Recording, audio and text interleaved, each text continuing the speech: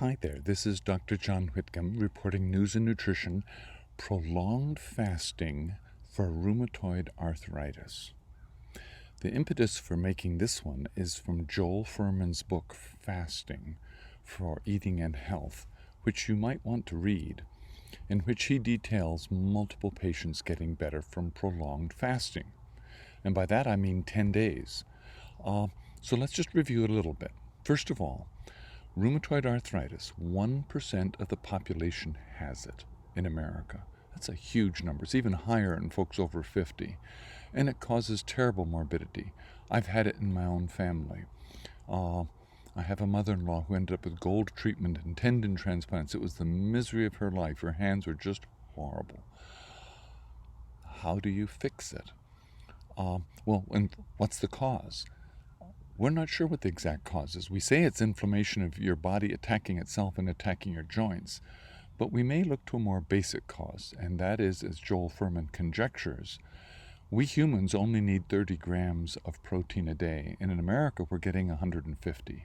A lot of it's animal protein, and animal proteins have a huge overlap with our own proteins. And when our immune system gets a little off kilter, instead of attacking the proteins that you're eating and cleaning them up, it ends up making antibodies sort of by mistake against your own joints. Next step is we treat ourselves with all sorts of toxic drugs trying to suppress it. What would happen if we just took the burden off our immune system and stopped insulting it? 70% of our immune system is around our gut. What would happen if you did a 10-day fast? Well, you say, I can't do a 10-day fast, I'll starve to death. Well, no, you won't. For example, I weigh about 200 pounds and I'm 25% fat. I'm not overweight, but that's 50 pounds of fat.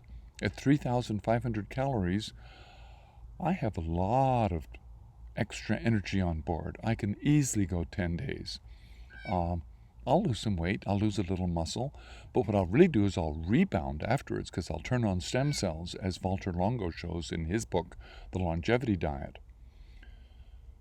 Now, do we have studies to show that this will work? We don't have good studies. From Scandinavia, we have a pretty good research that shows when you take small numbers of people, under 20, and fast them for 7 days, their symptoms are dramatically better.